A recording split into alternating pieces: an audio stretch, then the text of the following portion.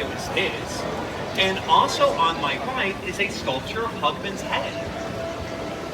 Now this guy, he put his front door on the river. This was done to prove a point that his design worked. A couple of years later, he was joined by, we have the mariachis on my right.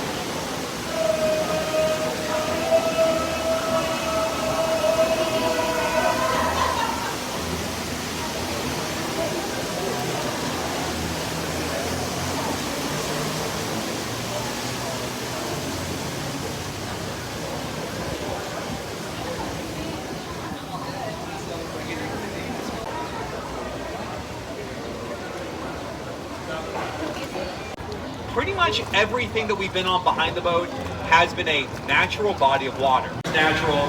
The river's over 200 miles long, and the river empties into the Gulf of Mexico. Oh my God, he died in Italy.